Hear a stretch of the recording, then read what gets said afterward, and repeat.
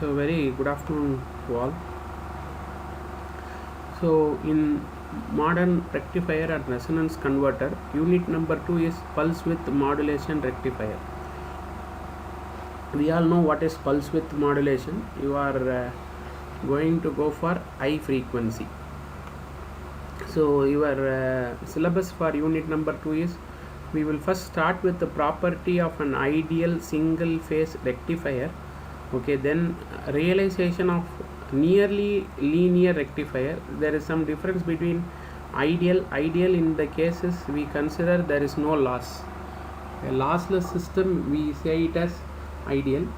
But that is not possible, but we try to go nearly an ideal rectifier. That is second topic, and then we will go for a single phase converter system incorporating an ideal rectifier.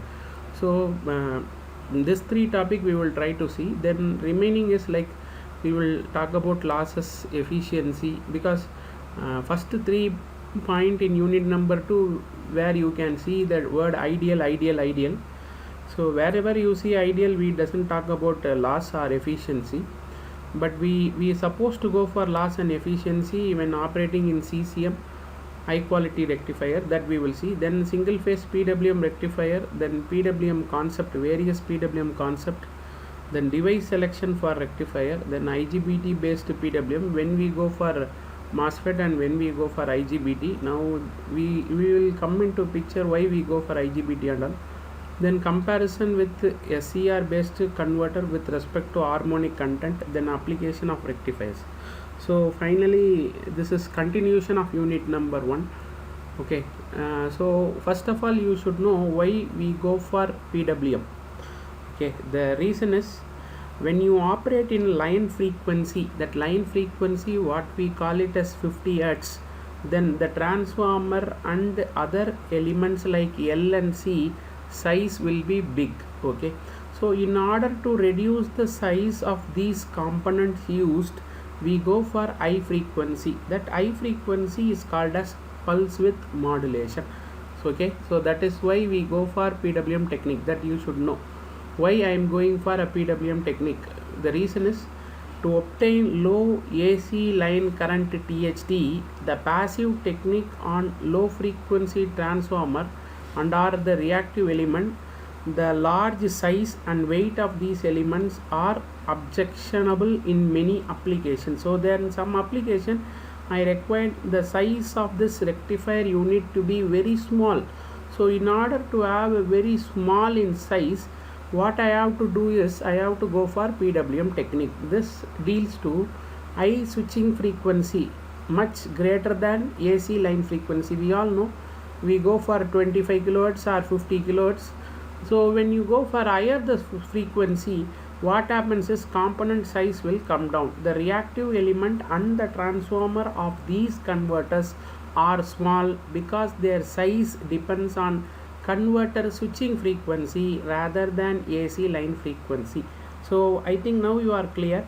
So PWM technique is so hereafter if anyone asks why we go for PWM technique is, so by incorporating PWM technique, the component used in your circuit size will come down, both in size as well as in weight. When size reduces, automatically your weight will also come down. This is because some application the size should be very compact so that it should be placed. Okay, see, for example, you are manufacturing a laptop and this laptop require a charger, and if the charger is more or bigger in size than laptop, think about carrying. Okay, initial stage that was there, the chargers was very big. Okay, it was very bulk in size, than it was even much bigger than your laptop itself. But now technology of power electronics came into picture with the PWM technique. That techniques allows you to make the components of smaller size. So this is the basic thing which we give as an introduction why we go for PWM technique. So when you go for PWM technique, there are some major power processing elements. First one, an high frequency converter with a wide band input current control function as a near linear rectifier. So by incorporating your PWM technique, the bandwidth of the input current control, the maximum control of the input current becomes a wider band. Second is an energy storage capacitors smooth the pulsating power at the rectifier output, and low bandwidth controller causes the average input power to flow to the power drawn by the load. Second one is with this you will use a capacitor.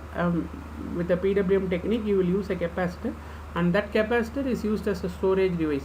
So what I am showing in the slide is which is going to cover the entire unit. So PWM technique, why we learn this PWM technique is, the first one is at high frequency converter wide bandwidth input current control. When you go for PWM you can able to get wide band input current control. And secondly, by using a storage element, I will say where the storage element come into picture and why the storage element and all we will see in this class. But just here I say you use a energy storage element for getting a pure DC. Then finally a DC to DC provides a well regulated DC voltage at the load. Anywhere if you see DE, it is DC. Okay, so it is a DC voltage at the load. So these are the three major power processing elements. So you will have three parts in your PWM technique. That is what I mean to say. Whenever you say PWM technique, there will be three parts: first part, second part, and third part. So finally we will see a circuit with the first, second and third part combining to form an entire setup. But we say when you are implementing a PWM technique, there will be three parts. So first part is for getting input current control, second part is storage, and third part is variable DC load. So now let us start with what is the property of a ideal rectifier. So when you say ideal rectifier, it is desired that ideal single phase rectifier present a resistive load to the AC system. So at the end we take it as a resistive load, because only resistive load will be ideal, all other flow will not be an ideal. The AC line current and voltage will have the same shape and will be in phase. So when you call an ideal rectifier, the rectifier should not produce any harmonics. If there is no harmonics, then what will be there? AC line current and voltage will be always in phase. So when you want to make an ideal rectifier, the criteria is voltage and current should be in phase and should have the same shape. Then unity power factor rectification is the result. Thus the rectifier input current IACT should proportional to the applied voltage VAC of T. So after rectifying that IACT is both IACT and VACT, we are talking about input side, not on output side. That is why we put AC. Okay, IAC, current AC of T, is equal to voltage AC of T divided by RE. So RE is just only a multiplying factor. So based upon this value of RE, you are going to vary, where RE is a constant of proportionality. An equivalent circuit for AC port of ideal rectifier is therefore an effective resistance RE. RE is also known as emulator resistance, because by changing the value of resistance, the value of between V and I is going to vary. So you can see here I am taking on input side IACT of T and VACT of T is equal to RE. Okay, so this RE, if you have any control over this RE, then you can vary your output. So that is why we put it as RE control. So now when you merge this two, it will become like a two-port system. Two-port system is one side you will have input, other side you have output. This is a two-port, we call it as voltage as well as current. So here you can see VAC of T and IAC of T. You have an RE control. This RE control tries to control your output. Okay, so that is why we call it as proportional. So power is equal to VAC square by RE. So this RE you are going to vary and you are able to get I of T and V of T. This is called DC output. So this is the controlling equation which tells about what will be the power transferred from input side to output side. So defining the equation of LFR, LFR is this part. Okay, ideal rectifier with the LFR. So I know the equation IACT is equal to VACT by RE V control, multiply V on the both sides, so it will become VI here. So VI is nothing but power, so I can put power of T. If this side I multiply by V, it will become V square. So I am rewriting the equation. See, here I have multiplied by V, here also I have multiplied by V. This V into I call it as P of T, and this side I am going to multiply it with the V, so it will become V square of T. So power is equal to V square. So if R is equal to 1, the VAC square of the value will be there at your output. If R is brought to 0, it will go to condition undefined. Okay, when the LFR output port is connected to a resistive load of R, the DC output RMS voltage and the current VRMS and IRMS are related to AC input RMS voltage. So this only R is with respect to some proportional multiplication. Okay, so VRMS by AC RMS is equal to square root of R by RE. Similarly, IAC RMS by IRMS is equal to square root of R by RE. So realization of a near ideal rectifier. So now you can see, so finally what this part is nothing but, so this part is nothing but, you have what you are doing, you are changing this RE. By changing the RE, what we told, you can change the V. So what there should be, no, it should be like a transformer. Okay, so assume like this. So input side you are having voltage, AC voltage, AC current flowing across your diode rectifier. The output of diode rectifier, you are getting VG of T, IG of T. So that what we have seen, you have a resistor. That resistance, if you vary, there is a change in V of T and I of T. That resistor I am writing like a transformer here. So depending upon your core movement, your voltage will vary. Okay, so that is called a controller. So controller will decide about the position of your value. If the position of the value is changed, correspondingly your value of V of T and I of T will change. And this capacitor is for smoothing purpose, to get a pure DC. So from a rectifier, this is diode rectifier, value of diode rectifier you are given here. So that RE, by varying the RE, we are saying that we are able to vary. And this varying R, so R you don't consider as a normal R, it is like proportional. We say input is multiplied by a proportional to get the output. That proportional we call it as RE. So that RE I can think it like a transformer. So by varying the R, the output varies. So we are representing by a transformer. Now this can be even represented by a converter. I am right? If you take this transformer, will not work on DC. Just at the starting, what they thought is it is working like a transformer. Okay, so in a transformer, when you vary this secondary, your output will vary. Similar is being obtained by varying that R. Okay, so now that M minimum is equal to V by Vin. So you have a sine waveform. After this you will have a rectifier.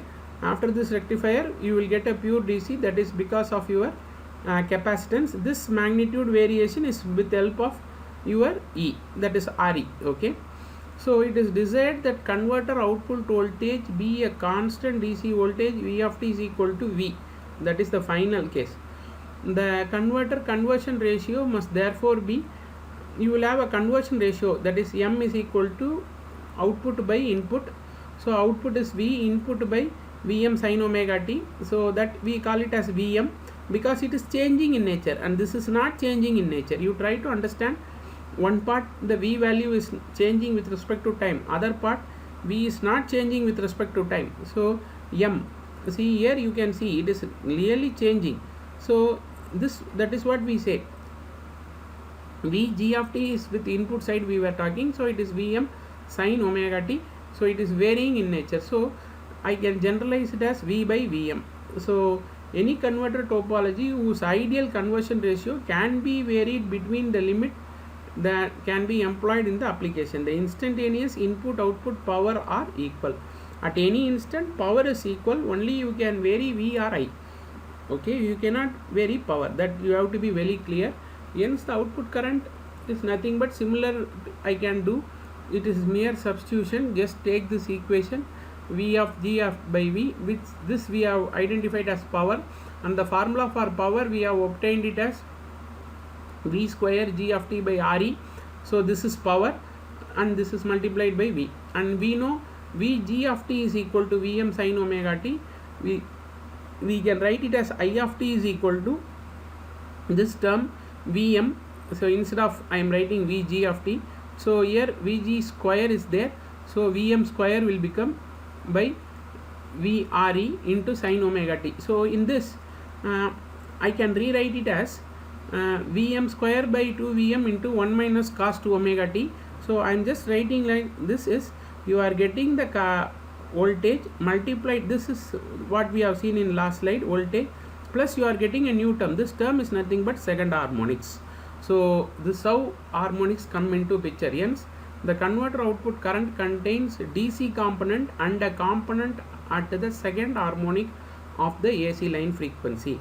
One of the function of the capacitor is to filter the second harmonic. So this second harmonics or even harmonics can be easily filtered with the help of capacitor. That same capacitor is storage capacitor as well as a filter capacitor. So this capacitor plays a role, that it is also for smoothing and it is also for removing the second order harmonic. So one of the function of the capacitor is to filter out the second harmonic component of IRT, so that the load current is essentially equal to the DC component, okay. So I is equal to I of T over TL. T is total period is equal to V square M by 2 Vm by Re, where TL is the period of applied AC line voltage. The average power becomes Vm square by 2 Re. Okay, this V is, we will multiply this side, so V into I, that becomes power. So power is equal to, see, just multiply this, bring it to numerator, this V alone, bring it to numerator. So when you bring it to numerator, it will become V into I, that becomes power. So from that I can say what is the average power will be. Average power will be V square M by 2 Re. The above equation is a general valid PWM converter used in a single phase low harmonic rectifier. So this is what you can get as a power when getting from out of your a single phase low harmonic rectifier. Okay, now actually speaking, transformer cannot be used. They visualized as if like a transformer. So that was the first circuit. Now we say to get a rectifier, see, clearly understand, even now rectifier I am saying is to rectify and get a constant output voltage. Don't consider this to be a boost converter. Boost converter is used here only to get a constant DC. So that Q. So now I am replacing this generalized transformer. So this transformer function, what we say, it is varying the voltage with respect to that value R we told. Okay, now that transformer part I have just removed and I have put a converter block. So circuit is same. So when you put a boost converter here, you get the constant voltage here. Okay, low harmonics. Then comes flyback converter. This is a special. So this, instead of single like this putting a boost converter, rather I can put a flyback. The word flyback is nothing but only one direction flying is possible, flying back is not possible, which means from this side there won't be any flow to this side. This is for an isolation purpose. So for your isolation purpose, what we do is, see, this is DC. Okay, you have rectified and you are getting DC, and this DC I am turning on and turning off at very high speed, so it become pulsating DC. Pulsating DC is given to high frequency transformer. So that high frequency transformer will not go to saturation. If it is not going to saturation, it will be transmitted to the secondary side. So from the secondary side, put a diode and put a capacitance and I get a DC. I will repeat. See, you have an AC. This is nothing but EMI filter, what we have seen in the first unit. Then comes your diode rectifier. So here you are getting VG of T and I of T. So this will be in nearly off of your AC, so it will be like pulsating like fashion. So this has to be converted into pure DC. So what we do, we say change the value of R, we told change the value of R, we done with the transformer, then we moved with the converter. Now what we are doing is, here you don't think this is same transformer what we showed, this is an high frequency transformer. That is what we told starting, why we go for PWM. When you go for PWM, you are operating at high frequency. When you operate at high frequency, the component size will come down. So when compared with the normal transformer, this is an high frequency transformer, so this will be very small in size, and the permeability will be very high, and the reason for why they have high permeability, that is why it is being used. How you can increase your permeability, you have to change the core of the transformer. I think I might be going little bit fast, but when you see repeatedly view my video or the PPT, you will try to understand. So here, by changing the core is normally used copper in case of transformer, copper, then we moved to ferrite, toroid, then now we are going for nanocrystalline. So nanocrystalline material are used as a core here, and this nano material will have high permeability, so high BH curve. So even if you give pulsating DC, your transformer will not go to saturation. So if it is not going to saturation, it will be able to transfer from the input side to the output side. Okay, now why I am using this transformer is, this is for an isolation purpose. So from primary to secondary there will be flow, and there won't be any reverse flow, so I am able to get isolation, both electrical as well as magnetic. Wherever you say transformer, we say isolation. So in order to go for very increase or decrease, this switch is there, this has been operated at a very high frequency. So this is what final circuit of rectifier. Okay, don't confuse. Now I have not told any converters till now. The converter used here is only for rectifying, so getting DC only we have done it. So then if you want to step up further, you have to go with converters. Just I will recap once. So here we are just saying that by changing the R we are able to do, that is what we told. This RE is the person who is able to change the value of RE. We are able to get your change in value of voltage and current. By then we moved from saying that instead of transformer we put a boost converter. So boost converter, by varying the pulse width, I can increase or decrease your value, and this further I will go for a flyback converter. So flyback converter, you will have an advantage that flying back is not possible, only one direction you can have the flow, and it is for the isolation purpose. In some application, the DC side value should not get damaged to the other side, so I will have some isolation purpose required. So whenever you require isolation, you go for this type of configuration. Next comes your single phase converter system incorporating an ideal rectifier. An additional issue that arises in PWM rectifier system is to control the power drawn from the AC line, the power delivered to the load, the DC load, and the energy stored in a bulk energy storage capacitor. Now see, for every 10 milliseconds your output voltage as well as current of your AC will go to 0. I am right? See, whenever you say AC, at a particular instant your value will touch 0, but this should not occur on my rectifier side. So there, this has been done with an help of storage device. So that is called energy storage capacitor. So that is called energy storage. It is usually desired that DC output voltage of a converter system be regulated with an high accuracy. In practice, this is easily accomplished by using high gain bandwidth feedback loop.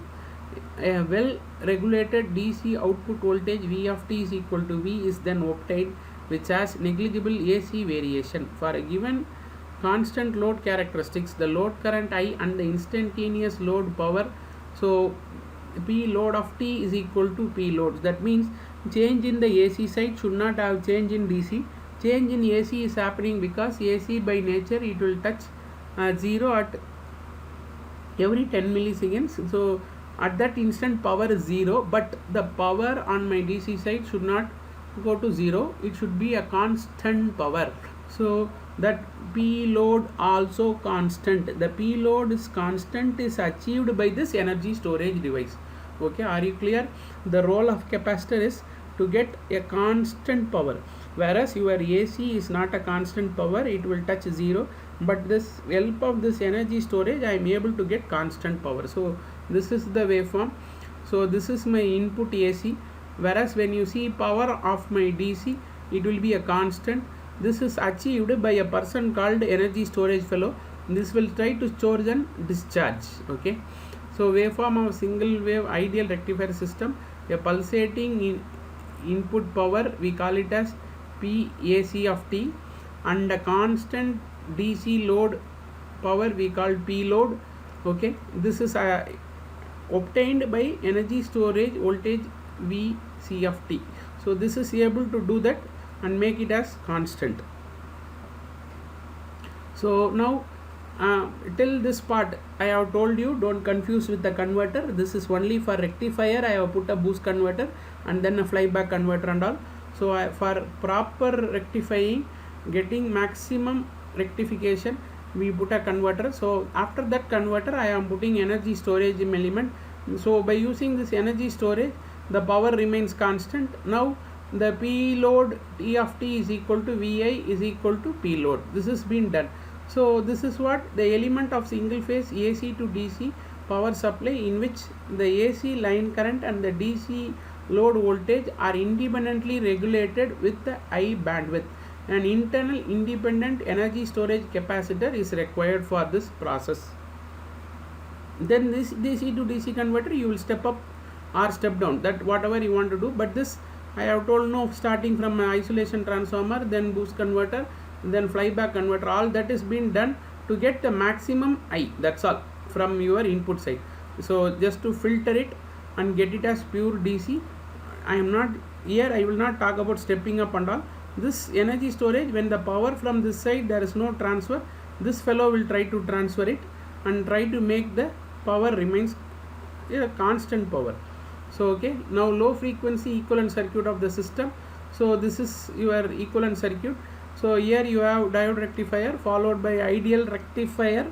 Here you are not supposed to call it as converter, here you have to call it only as rectifier. This rectifier value I will give it to energy storage, so that power, here after this we have to talk about power. So here you will talk about your RE, that RE you say, here we call it as power. Irrespective of change in AC, I am getting a constant power. So from here I will go for step up or step down voltage. That is why I am writing it as P load to V, where I will step up or step down. Okay. So nearly ideal single phase boost rectifier system. So everything I am put together and I am showing your complete setup. So here you can see, started from AC rectifier, this you have a boost converter, this has been operated in PWM. This PWM you get your, where whenever you say you have to get some reference. So for here reference is V and I, don't forget it, this is for rectifier alone. So I am taking Vg of Ig and say what can be the maximum by varying that R, by varying the R and get V and Gi. So this has been operated. Then you have a capacitance followed by a converter. Converter you usually you will have a reference. With the reference I am trying to get comparator and do modulation and try to get the required voltage. So that is this part, and this part is for rectifier. So a complete DC power supply system is incorporating a nearly ideal single phase boost rectifier system, energy storage. So this part we call it as nearly ideal single phase boost. Then comes your this totally comes under rectification system. Then this is energy storage, and then DC to DC converter with the bandwidth feedback loop regulating the AC line current. This is for AC line current, and the DC load, and this is for DC load voltage, and a slow feedback loop regulator, the energy storage capacitor. So this energy storage to transferring here I will have a loop here, and this loop we will call it as slow feedback loop regulator. So from that you will get it and multiply it with your VNI and then try to operate this rectifier. Okay. So by varying this rectifier only, the storing of this capacitor will change. So this is slowly stored and it has been discharged. So that is what this thing is. So with this we will try to wind up today's session. So in today's session what we have seen is, we have seen about a three thing, which is property of a ideal real phase rectifier. Then we have realized with nearly ideal rectifier followed by a converter system, single phase a converter system for incorporating an ideal rectifier. So first we have seen what is the property, then we have seen an ideal rectifier, then incorporating this ideal rectifier in a single phase converter system. Okay, so this is about